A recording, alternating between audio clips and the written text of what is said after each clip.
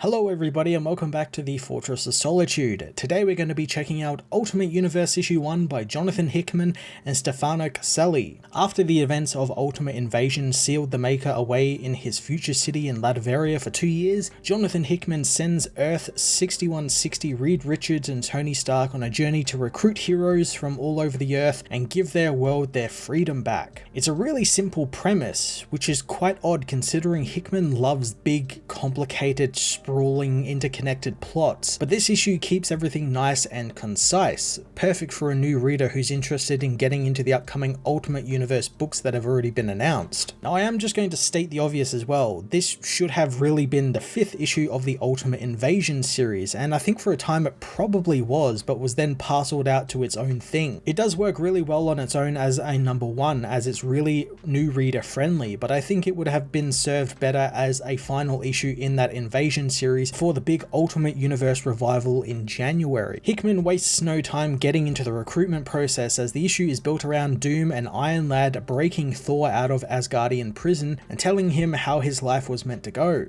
I love how Hickman writes Thor, especially this Thor who is essentially a blank slate. He's not this brash, arrogant young prince we usually get when we get a new Thor. Instead, he's a more wise, yet still very boastful character, hinting at his backstory about being imprisoned for years and decades and how that has hardened him to life. Hickman's dialogue for Thor is also fittingly very kingly, and it has that very Shakespearean panache to it, and I just love how everything he says has a point and a meaning. He doesn't mince or waste his words, and I really like that. Sif also ends up factoring in heavily to the book as Thor's jailer on Asgard, and so she tags along when Thor decides to join Reed and Tony back on Earth. But along the way she also learns that this world isn't how it should be and ends up joining the heroes in their mission. She gets an even more impactful role when Thor is grievously wounded and she must keep him alive for fear of what King Loki will do to her. It's a fantastic way to turn her into a main character and have her actually get involved properly in a big event story and not just be someone who is there the characters go and visit to deliver exposition from, or appears in just a cameo capacity in like a large scale battle or something. Doom and Iron Lad's journey takes them back to Latveria to retrieve the repository, which is what Maker has designed to keep all of the things he took from the world that stopped its heroes being heroes. So things like the spider that bites Peter Parker, which Doom does end up finding, and obviously we know because there is an Ultimate Spider-Man book coming out, he will of course loose that on the older Peter at some point. The repository is a really cool idea as it gives Hickman the chance to pick and choose which heroes come when, so he can choose maybe when the X-Men show up or when a Ghost Rider shows up, and he's got full control over that, which is quite interesting. The whole repository also confirms some things that we kind of got a little bit of hints at during the Ultimate Invasion series, and that's the fate of the rest of the Fantastic Four. Here we find out that Sue and Johnny Storm are dead, and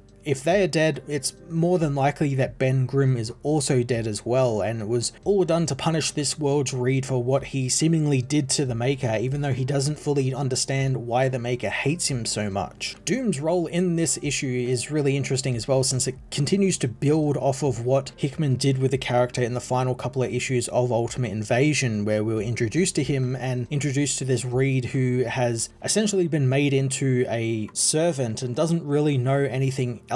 And what we saw in that series was that he was very morally grey, and everything he did kind of had this sort of sinister tone to it, or like he was doing something on purpose knowing that it will benefit him somewhere down the road. And here that continues. We get to see him continuing to mentor the young Tony Stark. It really feels like they are building towards him being revealed as a villain, or as in this issue, my theory that he is actually the Maker is a little bit more sort of stoked, as he also mentions because he knows he and Maker know the same thing now thanks to the files he stole, but the way he says it seeks to imply that he knows that Maker was Reed Richards, even though I don't think it was ever confirmed that he knew. He just knew him as the Maker. He didn't realize that he was a Reed Richards. And my theory is that at some point Maker decided to masquerade himself as this world's Reed Richards, as this world's Doom, and this is him trying a different way to experiment with the heroes of this world and shepherding Tony Stark in the way that he wants, not the way that Tony wants, and just sort of hinting at Tony what to do and where to go, and just sort of trying to make this world much like his. And that would be a really cool reveal. I think it might be a little bit too much for people to handle. It's a bit complicated, but again, it's something that I could totally see Hickman doing, especially since the character wears a mask and also sounds like Reed, and you know, there's definitely credence to my theory that he could definitely be the Maker. However, I also do just want him to be just Doom, and just to see what Hickman will do with this character, since he's written Doom a couple of times and each time has been really fantastic, and I'm intrigued to see what he's going to do with a Doom who isn't a Doom at all but is Reed Richards, and how he will turn him into a heroic character. The final pages of this issue looks to set the overall story for the Ultimate Universe for the upcoming books as well, as the rulers of Earth, the Hulk, the Captain Britain we all saw in the Invasion series, decide to attack Tony after learning that he is the son of Howard Stark, and they want to sort of end him and Reed's little interaction before it begins, and they end up blowing up a big part of New York to try and kill him. Not only that, they decide to use their immense power to manipulate the media into making it look like Tony actually attacked the city, being that they used one of Howard Stark's old orbital lasers to do so, something Tony would have access to. So they make it look like Tony, in grief that his father and Obadiah Stane died, just decided to attack the city and kill thousands of people. This continues to build off the really cool thing Hickman introduced in the Invasion series, and was probably the most interesting thing he did in that series, and that is this group of rulers of the world who are in a sort of cycle of who's ruling who and who's the bad guy, and they each take turns of who's going to be the bad guy this time. It's very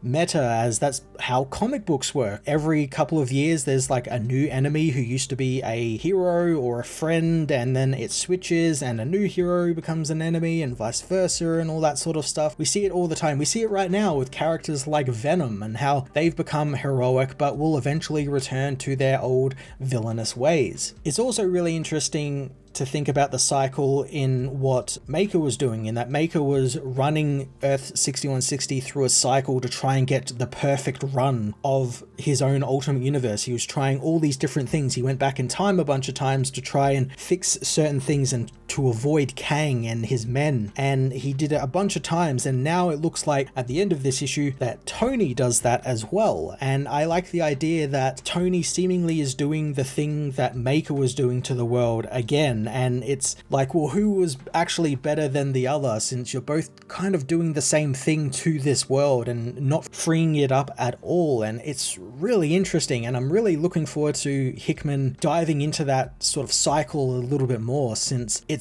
one of the really interesting things he built up in that Invasion series, the cycle between the rulers and then the cycle between Maker and Tony, or Maker and Howard. Stefano Caselli tags in as the artist for this issue, and it's really strange seeing the Ultimate Universe drawn by someone other than Brian Hitch. I know the later books in the old Ultimate Universe were drawn by other people, but his artwork is so iconic to the Ultimate Universe. To see someone else come in and do it, it feels strange, but Caselli's art is really damn good. I really like the artist. He has a great eye for detail, and I love some of the designs he's created here for some of the characters. We get a more sleek look at Doctor Doom's new costume. I love the idea that it's basically Doctor Doom's outfit if Reed Richards was Doctor Doom. So instead of green, it's blue and silver, and it just works so damn well. Thor's new costume, which is very much like his old Ultimate Universe costume, except a little bit more detailed in how it's set out, looks fantastic on him. It's a great look. I've always loved the Ultimate Thor costume, and it's just got that age-old adage on it, if it's broke, don't fix it, and the Ultimate Universe Thor costume wasn't broken, and it was a fantastic look to him. Caselli also captures that grand scale that Hitch's work managed to do so effortlessly in the Invasion series and the original Ultimate Universe series. There's just this grand scale to all his work, and how he sets out the sets with people in these big sprawling rooms, and the end where the laser hits the city and just obliterates a huge part of New York, and it just looks amazing. And I'm really looking forward to seeing if he does any more work on the Ultimate Universe, since at the moment I don't think he